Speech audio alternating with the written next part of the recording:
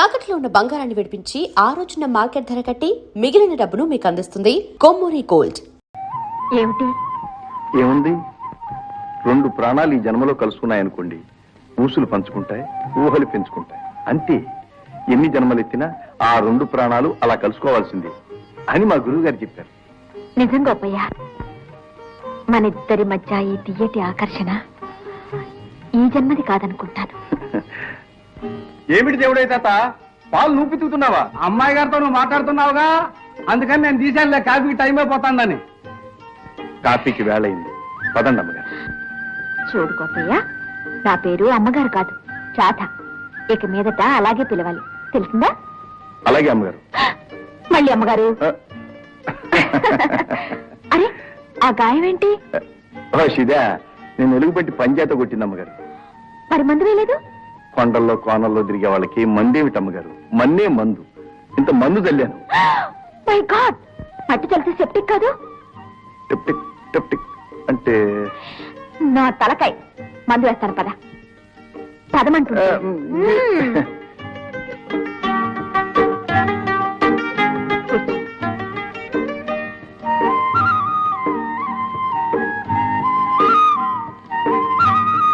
కూర్చో గోపయ్య.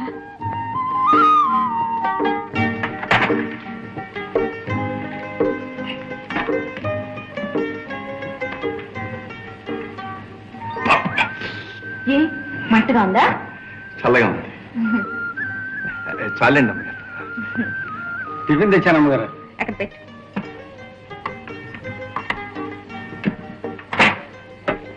వస్తానమ్మగారు. టిఫిన్ తీసుకో గోపయ్య.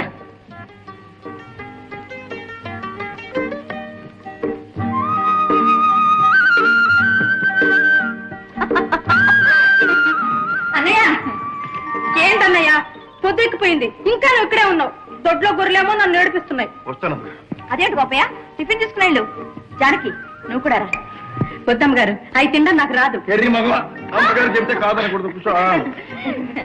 తీసుకో, ఇంకోటి కూడా తీసుకో. ఒకటి చాలా అమ్మగారు. Thank you thank you. Thank ఇవ్వరా?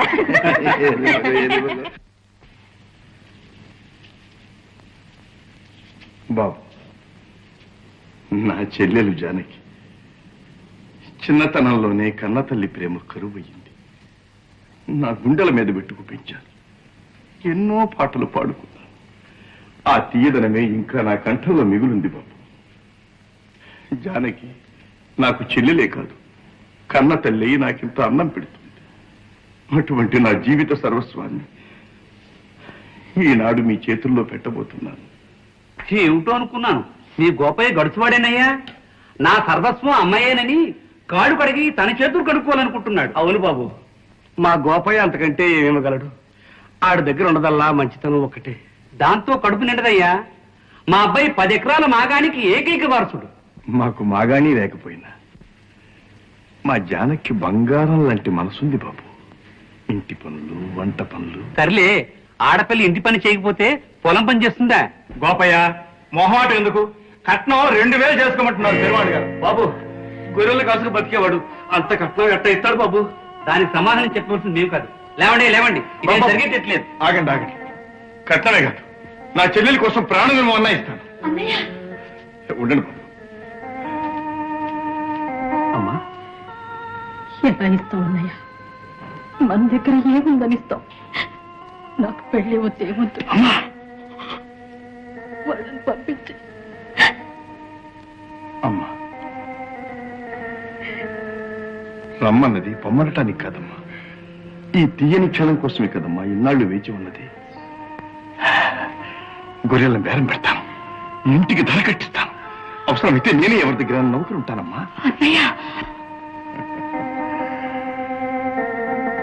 నువ్వు వెళ్ళాక ఈ ఒక్క ప్రాణానికి కావలసిందే ఉందమ్మా. ఎక్కడున్నా పట్టెడు అన్నం దొరుకుతుంది. నా చెల్లెల్ని ఒక ఇంటి దాన్ని చేశాను అన్న ఆనందంతో నా కడుపు నిండిపోతుందమ్మా.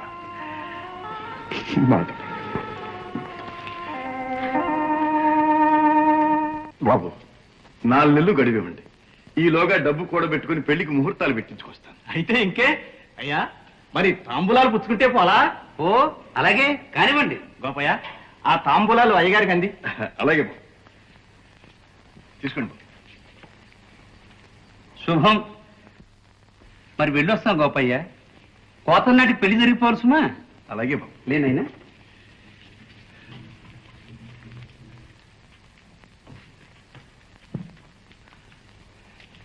తగరి భారం నెత్తిన పెట్టుకున్నావు గోపయ్య. నీలాంటి మంచివాడికి సాయం చేయడానికి ఆ భగవంతుడే ఎవరినో పంపిస్తాడు. వెళ్ళొస్తాను గోపయ్య.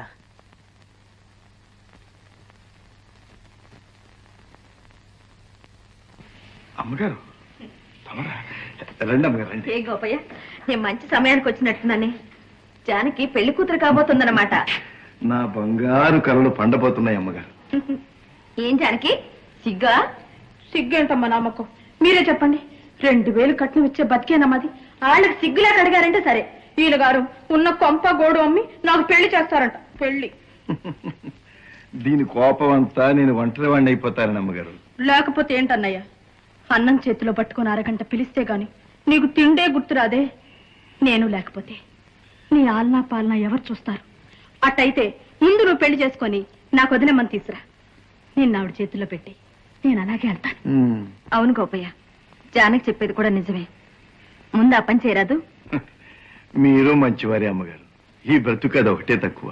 గోపయ్య, నువ్వేం అనుకోకపోతే నేను ఒక మాట చెప్తాను. చెప్పండి అమ్మగారు. నీకు అభ్యంతరం లేకపోతే జానకి పెళ్లికి కావాల్సిన డబ్బు నేనిస్తాను. అమ్మగారు మీకంత గొప్ప మనస్సుంది. అదే 10,000. నా చెల్లెల్ని నేను గర్వంగా పెంచుకున్నాను. ఆ ఘనత నాకే దక్కాలమ్మగారు. మరొకరి డబ్బుతో పెళ్లి చేసి ఆ ఆనందంలో పాలు పంచలేదు. అవును గోపయ్య, నే ఆదుకున్నాం అనుకున్నానే కాని నీ ఆత్మగౌరవాన్ని గురించి ఆలోచించనే లేదు. సరేలే, రేపు కనిపిస్తావుగా? రేపెక్కడ కనిపిస్తాడమ్మగారు? గంపెడు చీకటి నెత్తినేసుకొని కొండ ఎక్కుతున్నావు. కొండెక్కడవా? ఎందుకు? అవునమ్మగారు, రేపు శ్రావణ పౌర్ణమి కదూ. ప్రతి పున్నమి నాడు కొండవతల వేణుగోపాల స్వామి పూజ చేయటం మా ఆచారం. అలాగా గోపయ్య, నేను అక్కడికి రావచ్చా? అలాగే అమ్మగారు.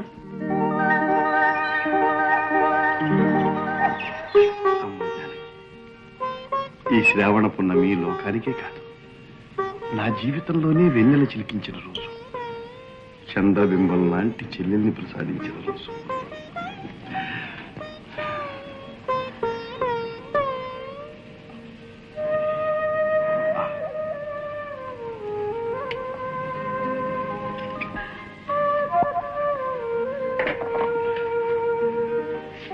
అది కాలాలు పట్టు పసుపుతో చల్లగా ఉంది.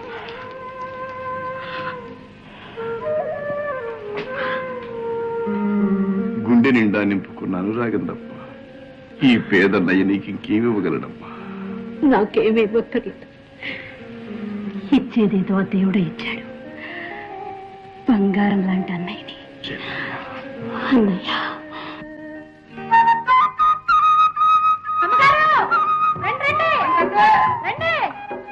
అమ్మగారు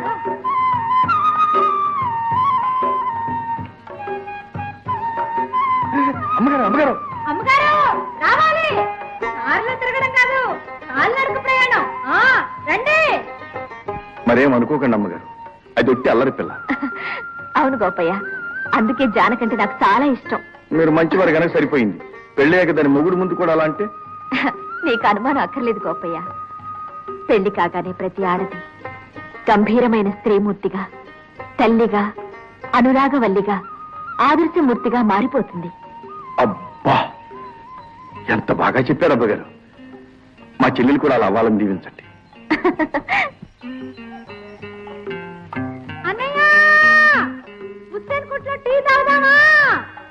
అట్టాగే అట్టాగే. పాపం అమ్మాయి గారు కూడా అలసిపోయారు. ఏమిటి, నేను అలసిపోయానా? అలసిపోవటం ఏంటి అమ్మగారు, కనబడతా ఉంటే. సరే, నీకంటే ముందు నడుస్తాను. పందెం? పందెం. Okay okay. 1 2 నేను 3 చెప్పలేదు. చెప్పండి అమ్మగారు, చెప్పండి. 1 2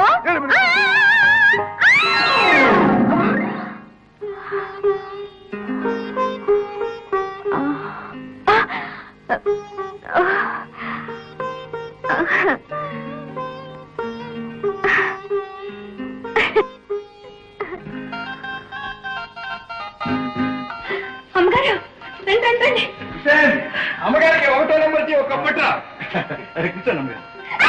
అమ్మగారు, చేయండి. ఏమైంది? మీరు కింద కూర్చోకూడదు అమ్మగారు. అనయ్య పట్టు. పట్టు. ఇదిగో, తాత పట్టుకో ఇది. పట్టు. కూర్చోండి అమ్మగారు. అమ్మగారు! మళ్ళీ ఏమైంది? దుమ్ము అమ్మగారు అంతా దానికి అమ్మోడు పట్ట పట్ట.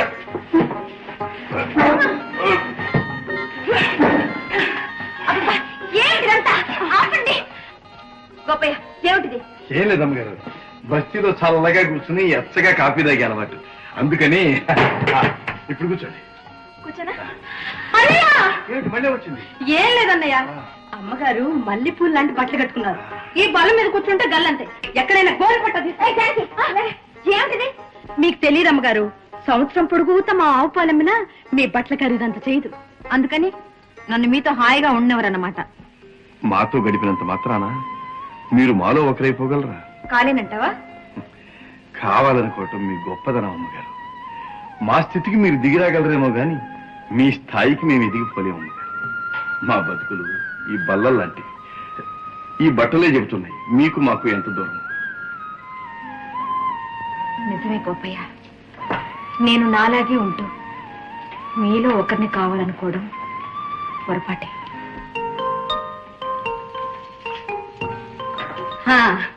అమ్మగారు చస్తదియ్య, అస్సలు మాలాగే ఉన్నారు.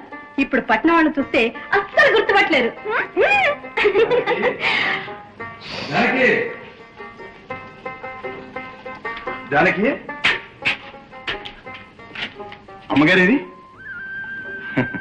జానకి, చూచావా మనలో ఒకరు కావాలని అమ్మగారు ఎంత ఆదుర్దా పడుతున్నారు. రంగుల కల్లా రాధమ్మ గారు వచ్చారు. నా మాటకి పాటకి, ఆ మాటకొస్తే నా జీవితానికే కొత్త వెలుగునిచ్చారు. జానకి, అమ్మగారు నన్ను గురించి నీతో ఏమైనా అన్నారా? ఏమిటి మాట్లాడు? కొత్త పెళ్లి కూతురులా ముడుచుకుపోయావు.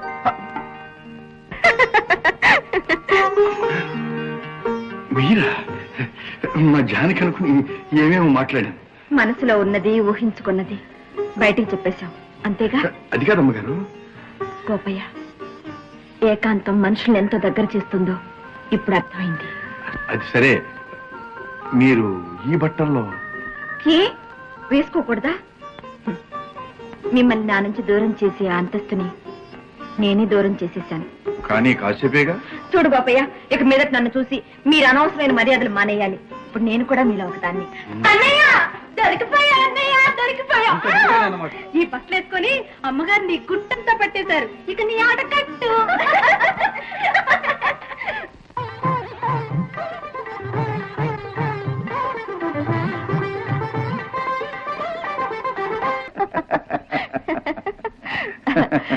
అవును, ఈ తెలిసిందంతా నిజం అవుతుందని ఎలా తెలుస్తుంది? అది చెప్పడానికి నేనెవరిని?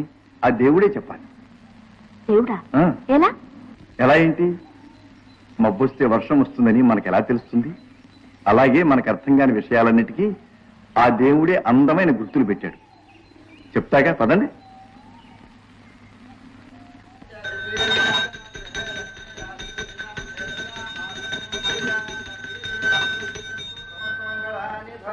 స్వామి, మమ్మల్ని చల్లగా చూచి కాపాడు తండ్రి.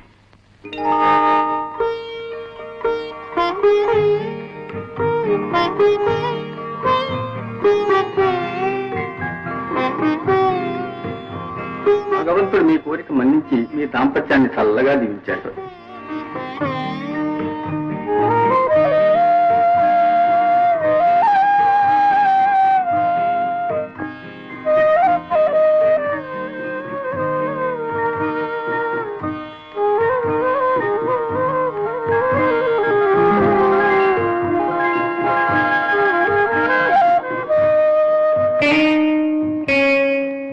అప్పుడే వెళ్ళిపోతున్నావా బాబు? వెళ్ళాలమ్మా, కొత్త నాటకం ప్రాక్టీస్ చేయాలి. కాంట్రాక్టుల మీద కాంట్రాక్టులు వస్తున్నాయి. ఈ బాదరబంది అంత నీకెందుకు బాబు?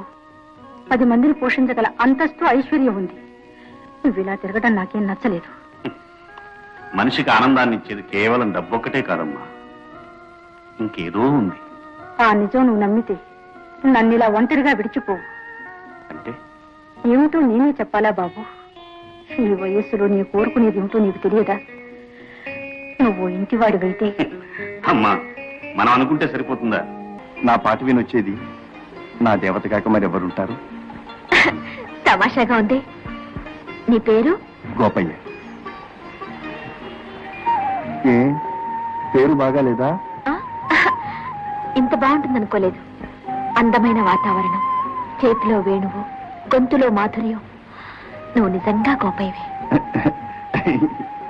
అయితే నీ దేవతే వచ్చి నీ కళ్ళ ముందు నిలబడుతుందంటావు. ఎందుకు దిగిరాదమ్మగారు? ఒళ్ళంతా కళ్ళు చేసుకుని మనసంతా మాట చేసుకుని పిలిస్తే ఒక దేవత ఏమిటమ్మగారు? ఆ దేవుడే దిగి రావాలి. నువ్వు పెద్ద ఫిలాసఫర్ లాగున్నావే. అదేమిటమ్మగారు? అంటే వేదాంతి. ఆయన ఎవరు? మనసులో ఊహించుకున్న నిజాన్ని కళ్ళ ముందు చూడాలనుకోవడం వేదాంతం. చూసేవాడు వేదాంతి. అంటే నువ్వు చాలా తెలివిగలవాడు.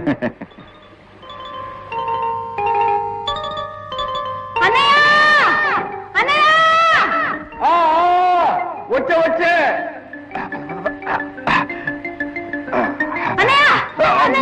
ఏమిటమ్మా? ఎవరో దొరసానమ్మా రాధార్ బంగ్లాలో దిగిందట. దేవుడయ్య తాతయ్య వచ్చి చెప్పాడు 2 పూట్ల 2 సేరు పాలు కావాలట. ఆ, 2 సేర్ల పాలే? అయితే ఎవరు గొప్పారే అన్నమాట? ఎవరో పట్నం నుంచి వచ్చిందట. దేవతలా ఉందట. దేవత? ఆ, అయితే అమ్మాయి గారేమో చూడు.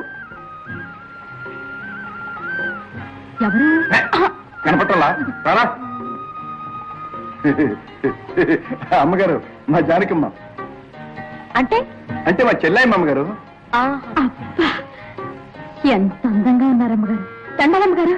ఇదిగో జానకమ్మ, అమ్మగారు నన్ను గురించి ఏమన్నారు తెలుసా? నేను చాలా తెలివిగలవాడినంట. ఇంగ్లీష్ పీసులో ఇంకేమేమిటో అన్నారు. అమ్మగారు మా జానకమ్మ ఏంటని చెప్పండి. ఫిలాసఫర్. అది నేనంట. తెలిసిందా? యాత్తు. ఓ వెరీ గుడ్. అమ్మగారు అమ్మగారు మా జానకమ్మకి ఇంగ్లీష్ బాగా వచ్చు అమ్మగారు. 4 ఏళ్ల క్రితం ఒక ముసలి ద్వారా ఆ బంగాళాలు దిగినప్పుడు నేర్పించాడు. అలాగా? ఇప్పుడు దానికి అర్థమైపోద్ది అమ్మగారు.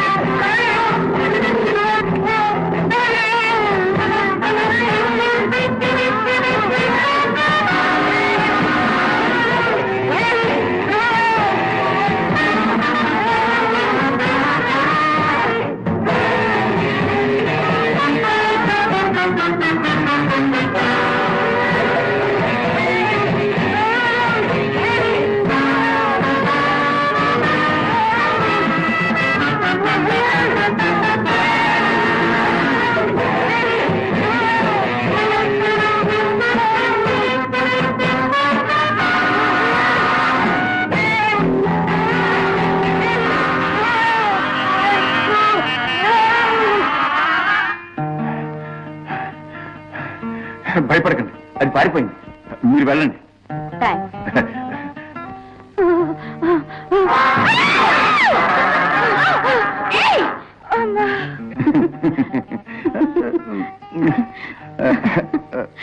వెళ్ళొస్తాం అమ్మగారు. పద్యానికి పద. వస్తాం అమ్మగారు.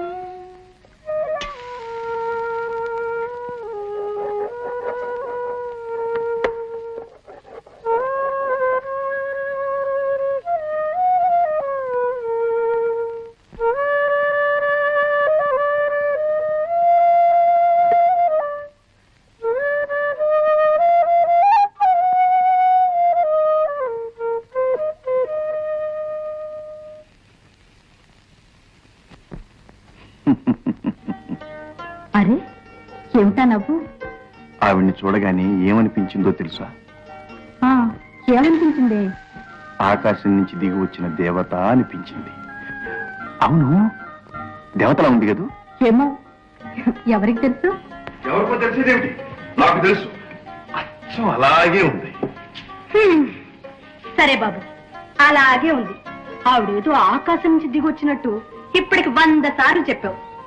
ఆవిడే అందంగా నవ్వుతుంది, తీయగా మాట్లాడుతుంది. ఆవిడ జడ బారుగా తాచుపాములా ఉంటుంది. ఆవిడ కళ్ళు నక్షత్రాల్లా మెరుస్తాయి. నడిస్తే ఎలా ఉంటుంది?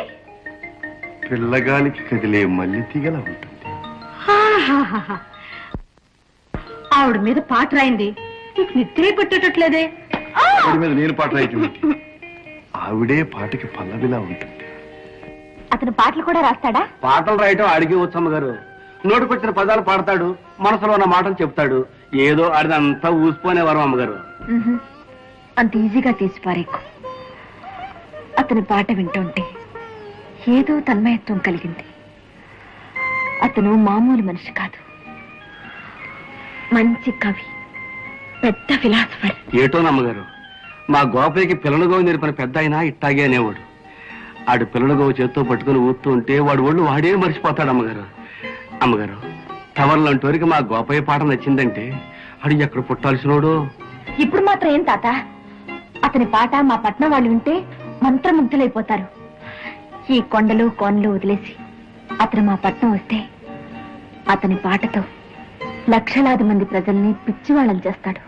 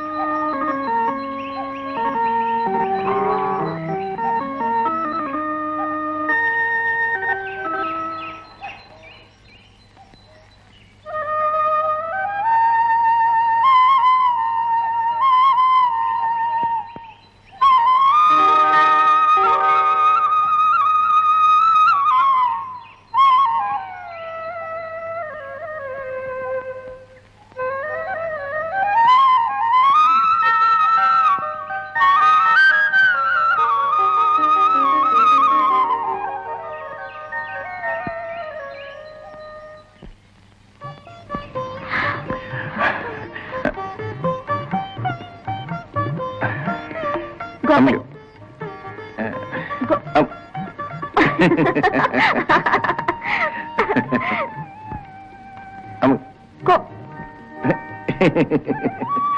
గోపయ్య, మాట్లాడు. ఏదైనా మాట్లాడు గోపయ్య. ఎదురు చూచే దేవత ఎదురుగా నిలబడితే మాటలు ఎలా వస్తాయి అమ్మగారు? గోపయ్య, నేనే మీ ఇంటికి రావాలనుకున్నాను. మీరు అనుకున్నారు, నేను వచ్చేసాను. జానకి రాలేదే? పొద్దున్న లేస్తే దానికి ఎన్ని పనులు అమ్మగారు. నిన్నంతా నేను మనసు ఎక్కడో పెట్టుకుని పనులు పాడు చేస్తున్నానని కోపంతో పొలం వెళ్ళింది. ఏ, నీ మనసుకి ఏమైంది? ఏ, అంత రహస్యమా? రాత్రి అంతా మీ మీద పాట కట్టాలనుకుని తెగ యాతన పడిపోయాను అమ్మగారు. నా మీద పాట రాస్తావా? రాత నాకేం తెలుసు అమ్మగారు. గొంతెత్తితే పాట, మనసిప్పితే మాట. కానీ మీ విషయంలో దీని అసాధ్య కుదరలేదు అమ్మగారు. ఎందుకని? నా పాట కంటే మీరే అందంగా ఉంటారు కనుక. గోపయ్య, అమ్మగారు, నేనేమైనా తప్పు మాట అన్నానా? మనసులో పెట్టుకోకండి. లేదు గోపయ్య, నాకు తెలియకుండానే నువ్వు చెప్పే ప్రతి సత్యం నా మనసులో చెరగని ముద్ర వేసుకుంది. నిన్ను, నీ జ్ఞాపకాలను నా మనసులో పెట్టుకోకపోవడం సాధ్యం కాదేమో. దానికి కారణం నాకు తెలుసు అమ్మగారు.